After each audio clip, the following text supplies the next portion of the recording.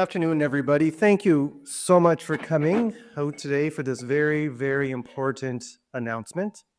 My name is Don Bureau, and I have the honor of being the chair of the Board for Research Nova Scotia. And today I have the honor also of being the MC of today's exciting announcement. We're going to begin, and we're very pleased to be joined by John Sylliboy. And I'm going to ask John to come up to the podium. And we're very blessed that he'll be leading us through a smudging. So John, would you please come up to the podium, please?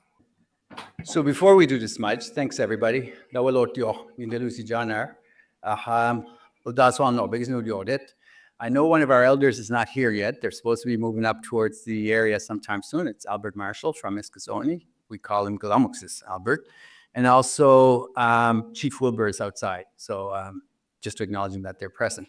What we're gonna do is we're gonna do a smudge, and we're gonna do a small smudge at this point. We're just gonna, because the room is so tight and so small, and there's folks that can be affected by smoke and everything else. So we're gonna do a small smudge here, Sharon and I, and I'm gonna introduce Sharon Rutherham, who's our community representative, community knowledge carrier, has been working in Indigenous health and research and collaboration and leadership building and capacity and advocacy and everything else in between. Sharon is going to provide the welcoming part, and then I'm going to go ahead and do the smudging ceremony immediately after. And then I'll hand back it over to Don. Good afternoon, everyone.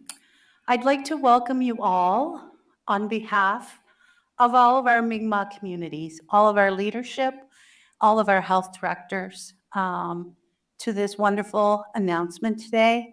We look forward to working in partnership with all of you in the future as our work in Dodgegimek, the new Mi'kmaq Health Organization, continues. Thank you. Thank you, John, and thank you, Sharon. Again, folks, we've come together today for an outstanding announcement, but I do want to acknowledge that we, of course, are coming together today on the ancestral territory of the Mi'kmaq Nation. We know that through a series of treaties dating back to the 1720s through to the 1770s, a commitment in those treaties was described and articulated to coexist in peace and friendship. And they ceded no territory and surrendered no rights to the land and the resources. We are coming together today on this very sacred land, and I think it's very important that we all continue to recognize that in Nova Scotia, we are all treaty people. Folks, we have a lot of dignitaries in the audience today. I'm so pleased with the turnout. I'm going to go through a few. There's always a danger in naming a few people in the audience because there's a tendency to leave people out. Everyone in this audience matters, but I do want to note a couple of people. To begin with, our minister, the Honorable McGuire. I've had the honor of knowing our minister for quite a number of years, and I would say this, minister, even if you weren't in the room, you are one of the hardest MLAs I've ever had the honor of knowing, and you have a very large portfolio, and we're very much looking forward to working with you as the Minister of Advanced Education and also the minister responsible for our public school system here in Nova Scotia. So thank you for all of your work. We also have the Deputy Minister here, Tracy, thank you. I know that you believe deeply in this work, and I've had the honor of working with you for a number of years, so thank you very, very much. We have some senators in the room. It's an honor to have these folks joining us this afternoon, and they don't require an actual introduction, but I will introduce them. And first of all, Senator Alistair Surrett. Alistair, thank you for your commitment to post-secondary education in the province of Nova Scotia. Of course, a former president of the University of St. Anne, but also a former member of the board of directors for Research Nova Scotia. Senator Roger Kusner. Roger, thank you. Great to see you here this morning, Senator. I know a big believer in the power of education and the importance of research in Nova Scotia, and obviously a big fan of our Cape Breton colleagues here today. So thank you for all your work. Senator Stan Kutchner. Thank you. This ecosystem of research in the province of Nova Scotia has never had a larger ally than you and all your incredible academic work over the years. So Senator, thank you for your incredible commitment to the research ecosystem. One other individual I want to introduce, of course, is my colleague, President David Dingwall, president of Cape Breton University, also a former member of our board of directors and a big believer in the power of research. Folks, as I mentioned earlier, I have the absolute, I'm sorry, Chief Wilbur, thank you for being here this morning also. Yes, again, I have the honor of knowing the chief, working very closely with him and his chief colleagues on the power of education to transform people's lives. So Chief, thank you for coming today to join us. As I said, I've been on the board of directors for Research Nova Scotia since its inception a number of years ago. The work that we do, I think, is critically important to maximize and leverage the research ecosystem here in the province of Nova Scotia. Our board is comprised of individuals from the private sector, from the post-secondary sector, and we have individuals from our government partners on that board. And together, I think we make a very unique board because we're one of the unique organizations in the country that have those three groups together under one roof. One of the reasons why we've been so successful is because of our amazing Chief Executive Officer. This individual, Stephen Leslie, requires, I don't think, any introduction in this room, but from day one, he's our inaugural CEO. He's been with us during the journey of building up this institution to be a world-class research entity, and we are so pleased with his visionary commitment to, again, maximizing and leveraging research in the province of Nova Scotia. So I'm very pleased to invite Stefan to the podium to explain more about the nature of what we're announcing today. And this is one of our, well, probably I think it's our only public announcement. We're a very quiet organization operating in the background, doing great work. I'm so thrilled that this is one of our first public presentations on what will be coming up. So Stefan, on behalf of the board, thank you for your incredible leadership, and I welcome you to the podium. Good afternoon, everyone. We're finally here. Before I get started, and thanks, Don, for the invitation, I'm speaking on behalf of the full team of Research Nova Scotia. We are 10 people who work very hard on a variety of different things. We're going to focus on one thing today, but collectively, they're building up the research capacity in this province, working on research projects, monitoring and reporting on behalf of the public, ensuring that public funds are spent well. We work on research infrastructure and equipment, on studentships, on early career researchers. We work on research projects. We have partnerships with all levels of government, the private sector, the nonprofit sector, all of which is done by these 10 highly committed individuals. And as of this morning, I checked, Megan looked for me, we have 442 active projects underway as of this morning. And so we're now going to talk about 43 through 46. But they do deserve a little bit of extra attention because it's something unique. And it's unique because today we're beginning a new way to support research in service of society. And I want to talk about what these are, focused research investments, because they are, in fact, a relatively simple concept. You start with a problem or a risk or an opportunity in society, and then you build a research program to solve for it.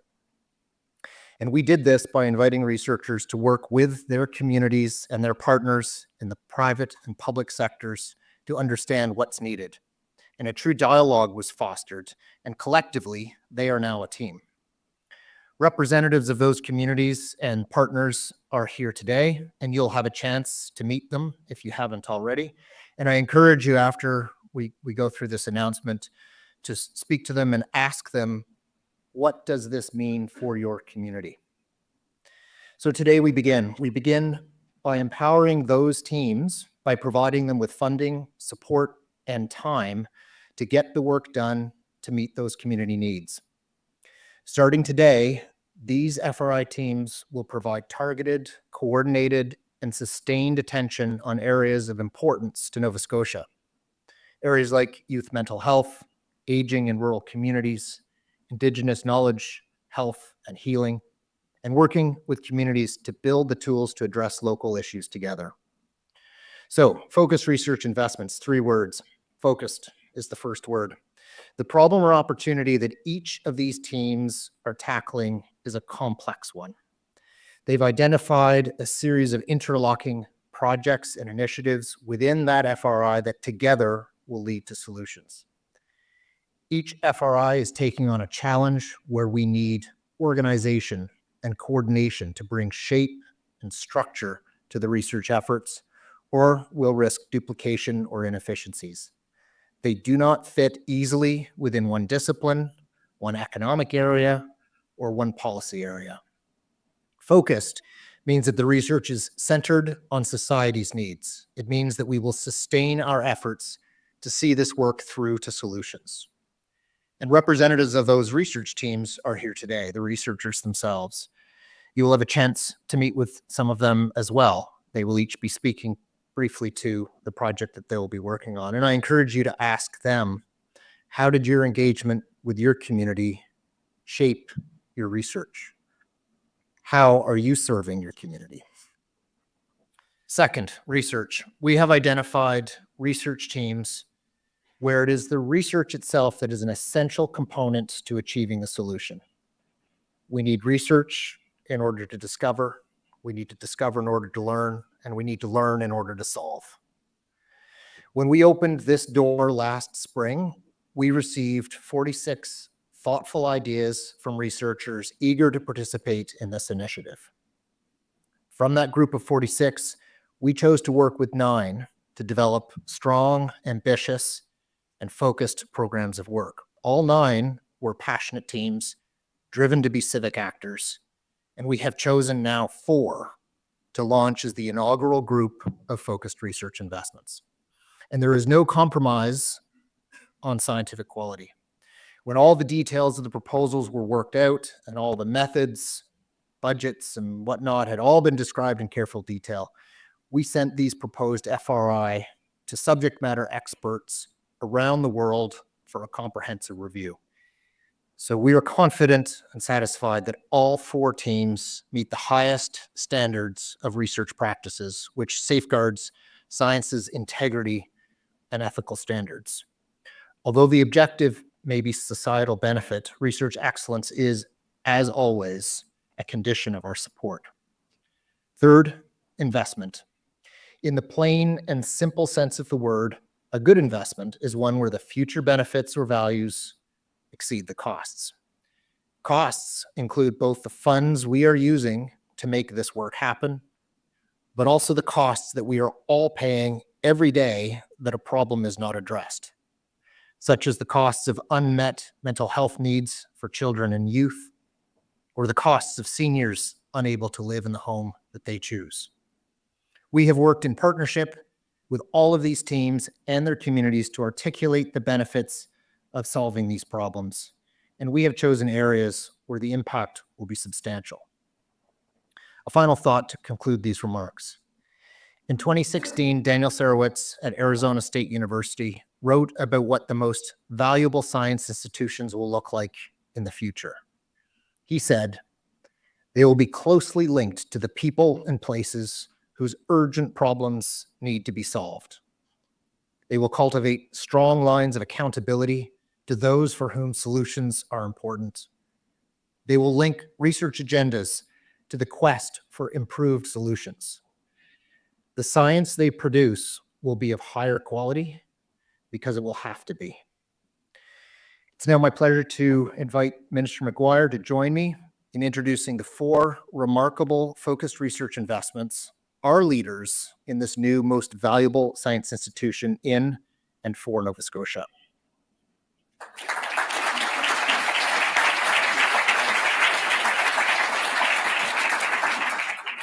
So a theme for the first FRI that we're announcing is learn from each other, learning how within a 2-eyed seeing approach, Western approaches to research and Indigenous ways of knowing can be brought together. Learning how the organizations created by our provincial government can work in true partnership with those created by and for the Mi'kmaq community. Call to Action 22 of the Truth and Reconciliation Commission says that those who can affect change must recognize the value of Aboriginal healing practices and to use them. With this FRI, we are in a position to affect this change. There can be no closer link between this research team and the community. Here, they are one and the same.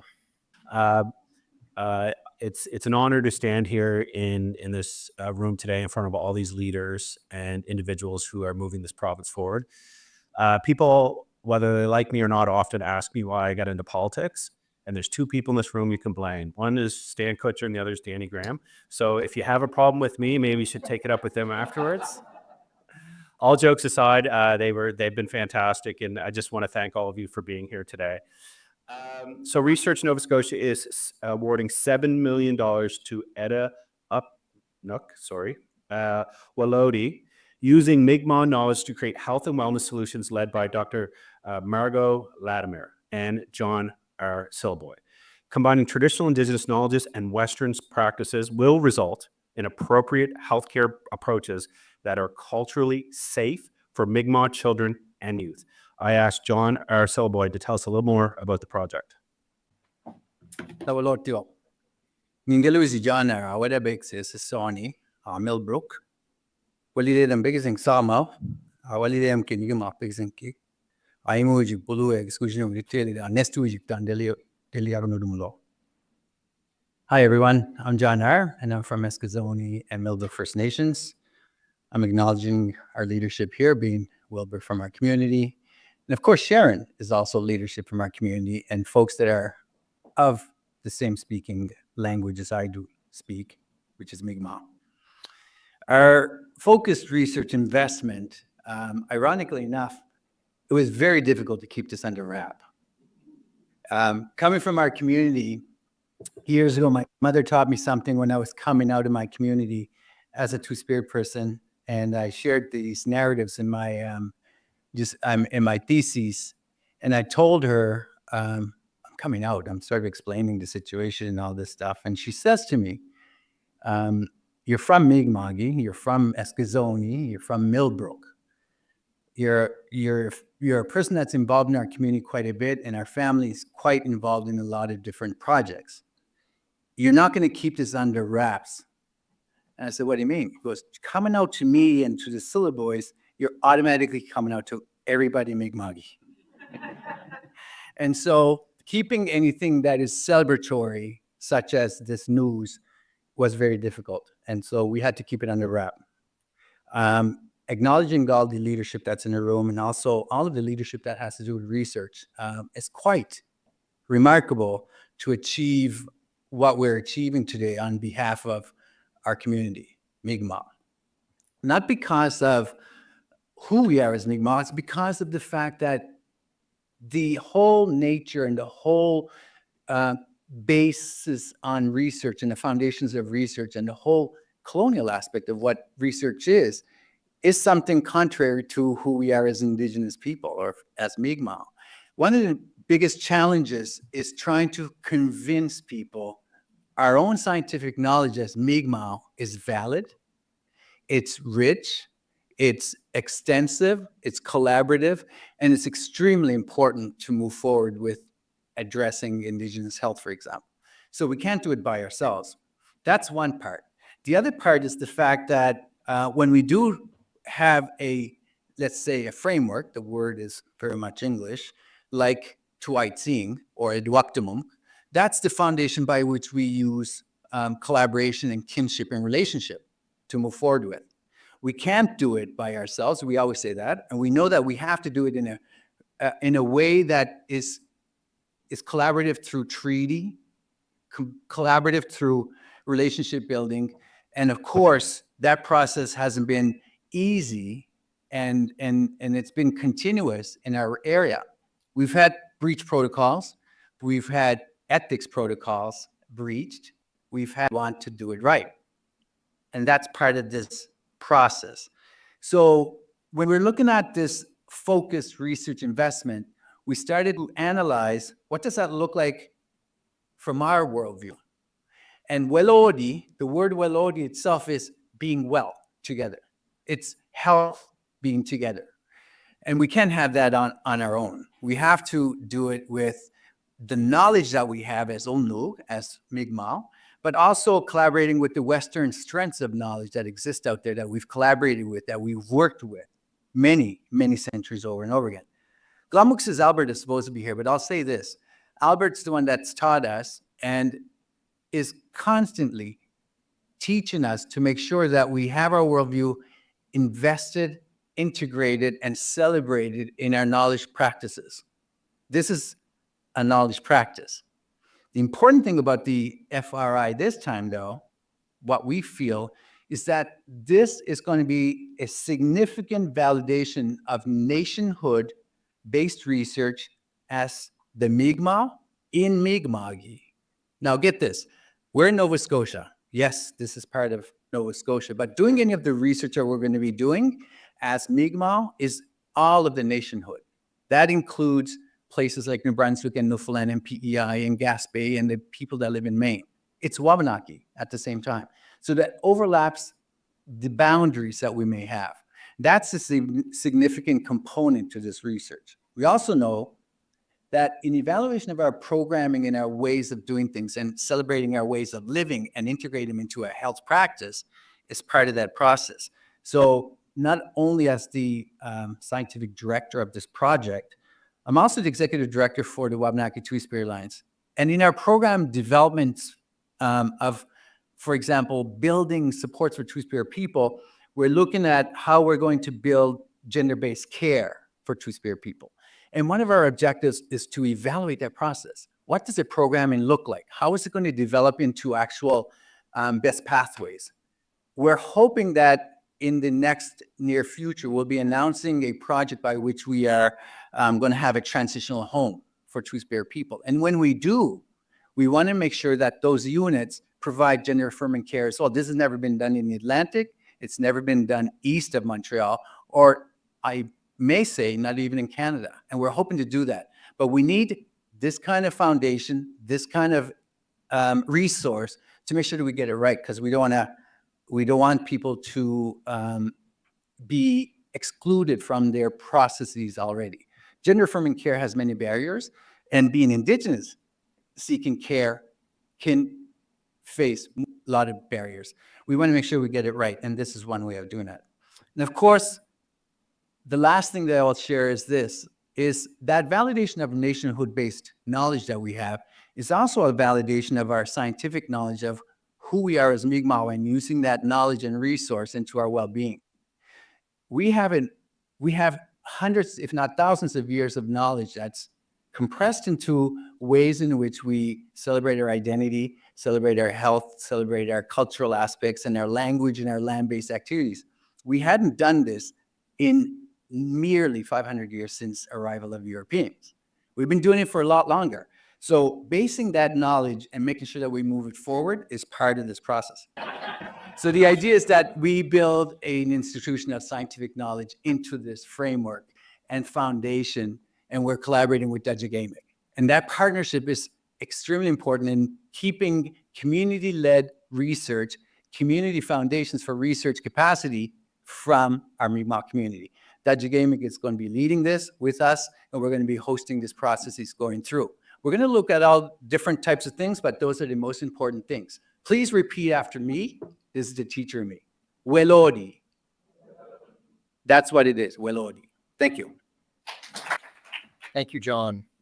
Second project. Now, it is hard to imagine a team more excited than this one. I think they might have actually leapt like off the ground when the FRI came along, because for them, this was the mechanism to knit together a number of priorities, areas that they had to serve their communities. This FRI will work closely with residents in rural Nova Scotia to co-design and test strategies for them, and it will bring together researchers across disciplines and organizations to evaluate how an integrated approach can be deployed in a more effective way. Minister?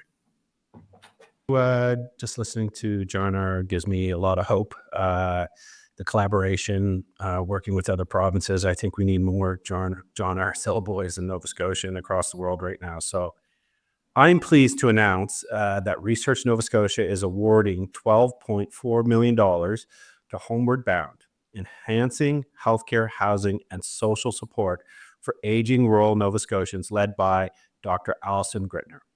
Her research team from CBU will work with community organizations, fertility experts at Nova Scotia Health, and home maintenance experts from the Nova Scotia Community College to foster environments that support residents of rural communities to age in their homes as long as they wish, delaying and then sometimes even avoiding the need for long-term care. And it says here, and I scratched it out, but I'll put it in anyways, this is the largest single research award that Cape Breton University has ever received. So I'll invite Dr. Alison Grittner to tell us more about this project. Oh, I can't believe this day is all is here. As we heard, it's been really hard keeping this a secret around Cape Breton. To begin, I want to say just a huge, enormous thank you to Research Nova Scotia for investing in the social change that Homeward Bound is poised to generate across rural Nova Scotia. Currently, 22% of Nova Scotians are age 65 or older, but in the eastern health zone of this province, it's at an even higher rate. And we estimate right now it's about 30% of individuals living in the eastern health zone. This is well above the national average. And we know that most aging Nova Scotians want to remain in their homes and communities. Yet rural challenges such as geographic isolation from neighbors in healthcare, as well as inaccessible housing stock and disconnected social supports are all barriers individuals currently face to aging well. We also know that most vulnerable within this landscape are women who age with significantly higher rates of disability, income precarity, and access to healthcare.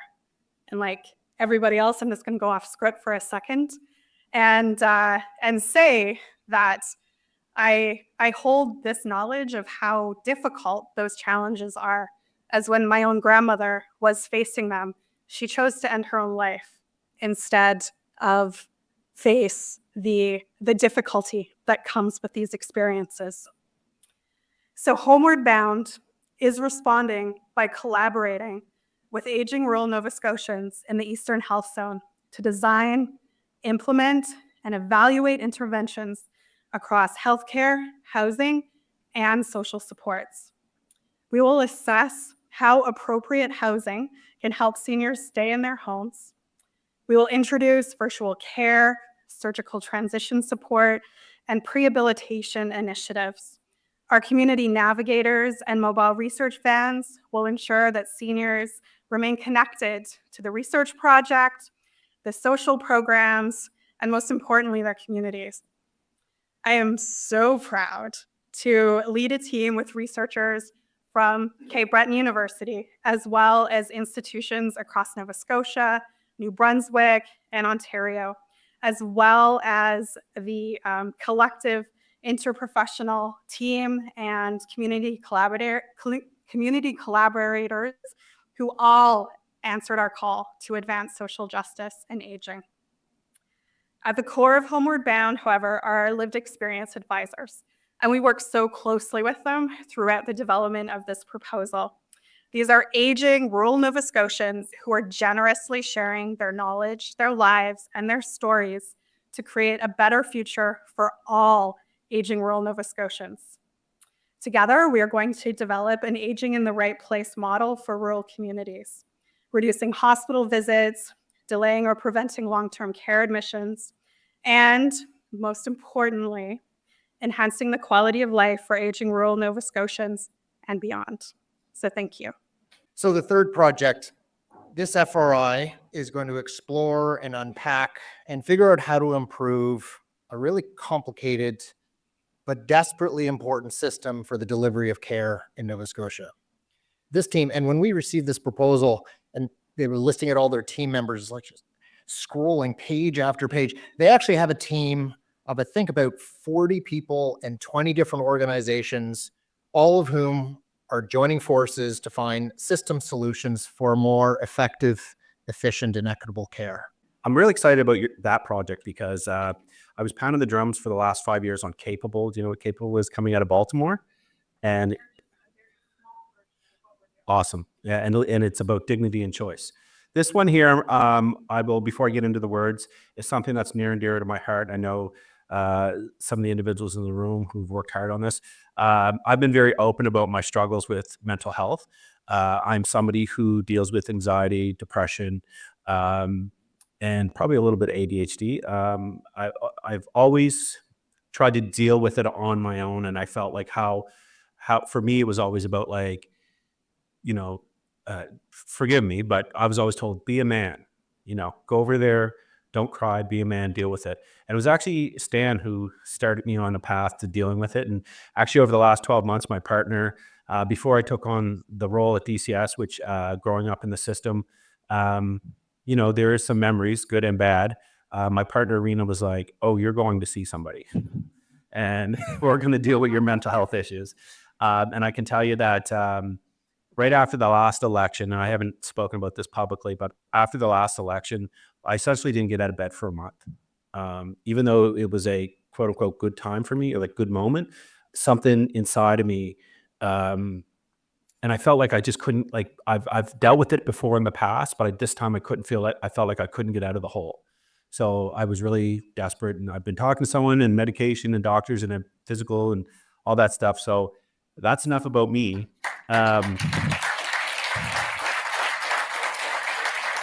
I think, so Research Nova Scotia is awarding, and we're very proud to award $6.5 million to Unifying Networks to Innovate or Unite, a whole of system approach for youth mental health led by Jenny Bachler, Dalhousie Facility of Management, and Doctors Jill Chorney and Lori Wozney at Dal's Department of Psychiatry and IWK Health. Unite will be hosted by Dal University. Research tells us that mental health challenges represent the most significant threat to the future and potential of young people. And I couldn't agree with that more, especially cell phones, internet, social media, something that is particularly prevalent in Nova Scotia. So I'm going to invite Dr. Laura Wozney up here to tell us a little bit more about Unite. Thank you so much for sharing your honest life experience. I think some of those moments say a lot more than we can in research, just to hear the voice of hope and recovery for people. So thank you for that. We are incredibly excited and humbled to be one of the teams receiving an FRI, and also to be in the company of so many incredible researchers and teams and partners in this room. I see a lot of my own mentors as a young researcher. I grew up in Nova Scotia, and it's kind of great to all be in a room together celebrating the power of research in our communities' struggles. They experience these things not just as a clinical services access issue, but really as a societal issue. And we really believe that research has a role to play in how we address them. And we are, in fact, a team of over 40 members, which is pretty unbelievable, and more to come, and 20 partner groups and organizations. We come from different universities, different disciplines. We come from different sectors and different organizations. And we also have community and youth advocacy population members of our team. It's incredibly exciting when we started this call to develop this proposal, the number of people that kind of said, yes, this matters. This is work that we want to do. This is work we can contribute to. We don't have the whole part of the puzzle, but we have one piece of it. So we're really thankful for the growing team that we're developing, and the FRI is only going to take us further. Really, our project is really kind of focused on 3 areas where we think research can have a really big impact. One is on the amount of data, and data is one of those words right now that kind of float around and people aren't really sure a lot what to do with it. We know that there's data collected in education and community services and healthcare, and community organizations collect data. And we all have a lot of data, but we don't always know what to do with it, and we don't know how to take good insights out of that data. So part of our work is really going to be, how do we work together as a team to get better insights out of our data so that we understand more about what's happening with our youth, their needs, the services that they need, but we're doing it in a way that's a lot more holistic than we have in the past. A second area for us is really diving deeper into the experiences of care when people reach out for help, and how vital it is that young people and caregivers access the right level of care at the right time in those moments. And for us, that means we need to dive into their needs at those moments, and the solutions that young people and caregivers are really reaching out for. And so we're going to trial different solutions with those youth and caregivers, and with the different kinds of providers that they intersect with across the system. It's really important that those moments of help seeking and reaching out are met with care that's very humanizing and compassionate and supportive. And lastly, we know that the world is very complex, and the way that we work together across the youth mental health system is complex. It's marked by a lot of fragmentation and uncoordination. And so we need to think about the people that are working in the system and how we equip those individuals and organizations across the system to work, to have better skills, to have knowledge and tools, to work across boundaries, to work, and where there's times we have competing and sometimes shifting priorities in our work, different mandates in our work, and how do we collaborate and find ways to move things forward, and even in times of uncertainty. So this FRI is an incredible investment. Mental health is often underfunded in terms of other areas of health research. This is a monumental moment for us.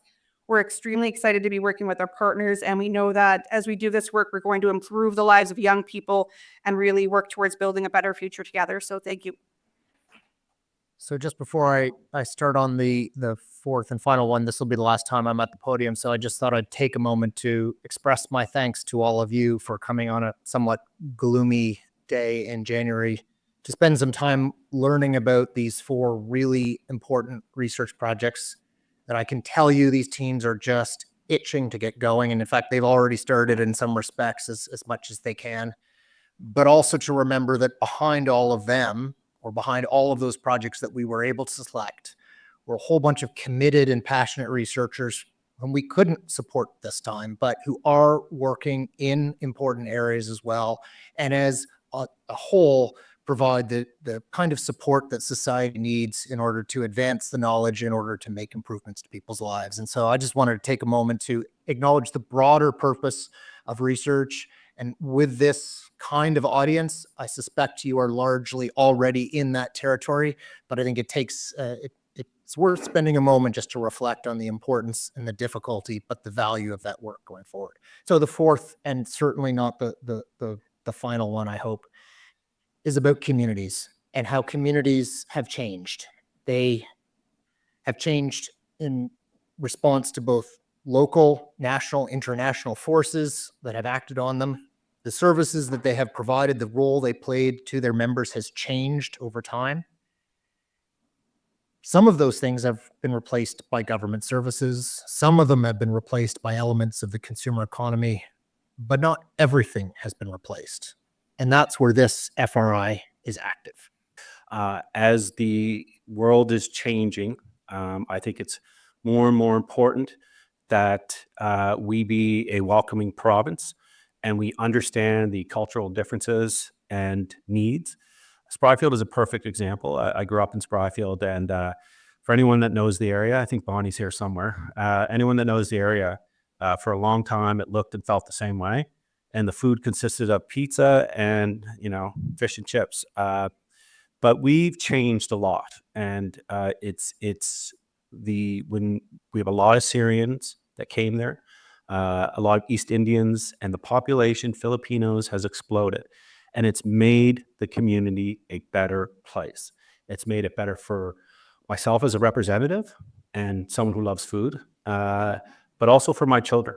I think of growing up and everything looked the same, everything sounded the same, and definitely it just felt the same. And my children and the future children in that community get to see and feel what the real world is like, and these beautiful culture and individuals that are now a massive part of our community. So with that, we are awarding $1 million. I feel like the price is right or something up there. And to support the establishment and development of creating integrated restorative communities for locally engaged solutions or circles, Nova Scotia, led by Jennifer Llewellyn. What each community needs is unique and must be identified by that community. This work will empower communities, developing approaches that will address the root causes of their challenges they identify. Come on up, Jennifer.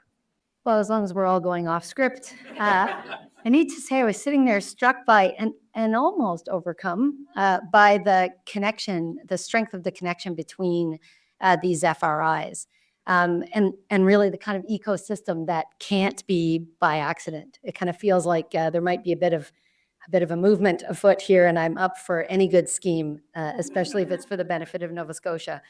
So the commitments across these FRIs to reconciliation, to finding our way through good and right relations, to the key of relationships for safety and well-being within our rural communities and for senior well-being, to this kind of human-centered approach for integrated care for young people that provides hope for all of us.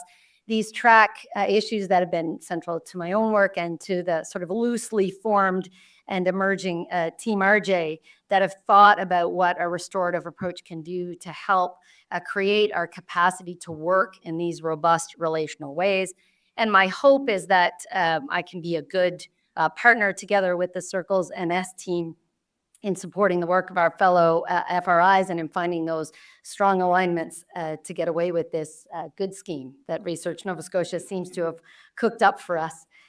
It is, in fact, my privilege to introduce the project Creating Integrated Restorative Communities for Locally Engaged Solutions in Nova Scotia, or Circles NS, as we're referring to it.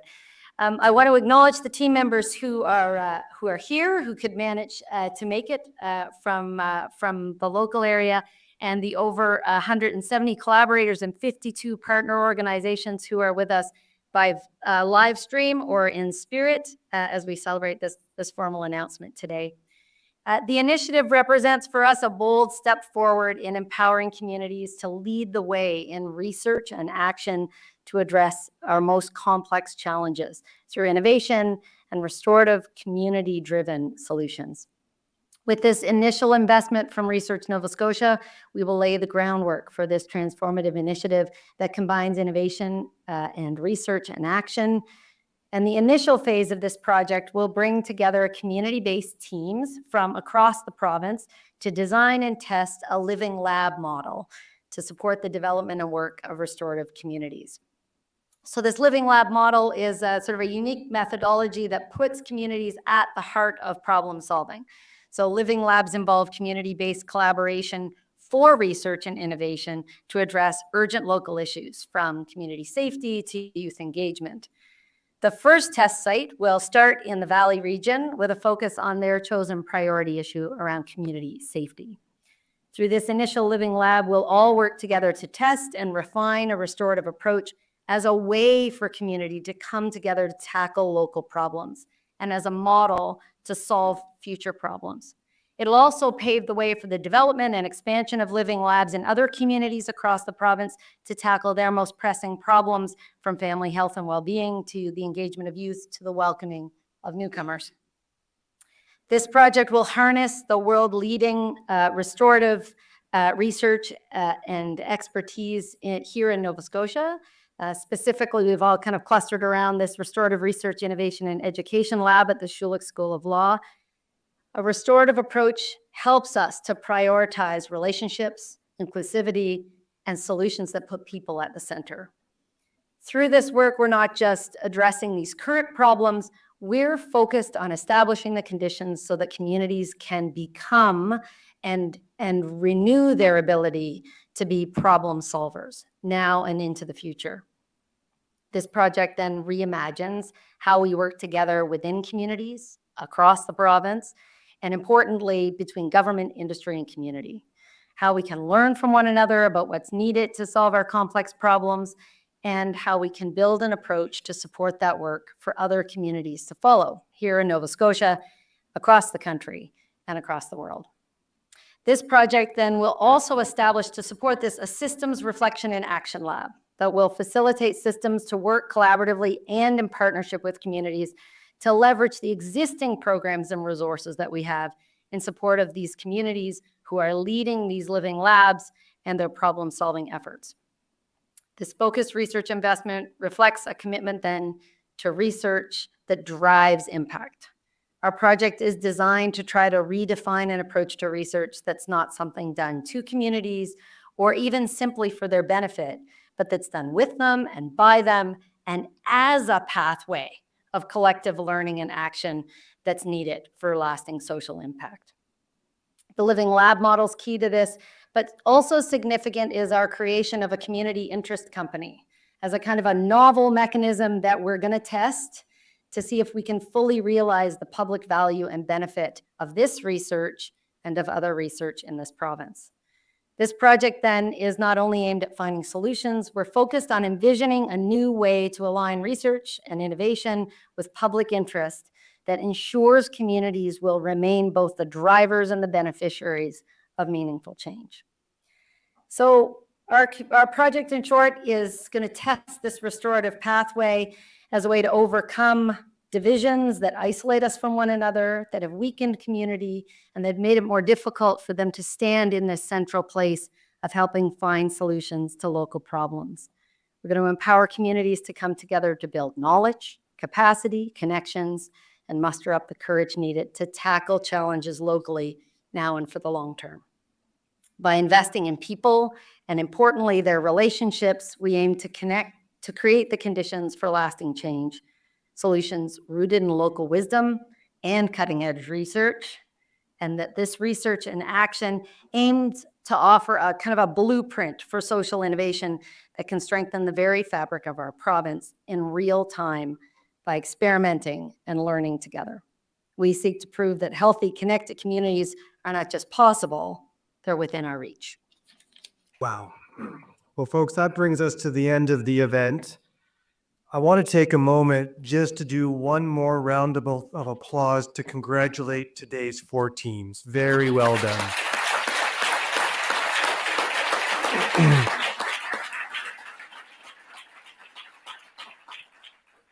As I said, I have the honor of being the chair of Research Nova Scotia, been on the board since it was created back in 2019. At that time, the decision was made to, how do we, as I said earlier, maximize and leverage the 10 world-class universities that we have in this province, the outstanding community college that we have in this, the great community college that we have in this province, and how do we come together to a more focused approach to pursuing the opportunities and solving the problems that our province has.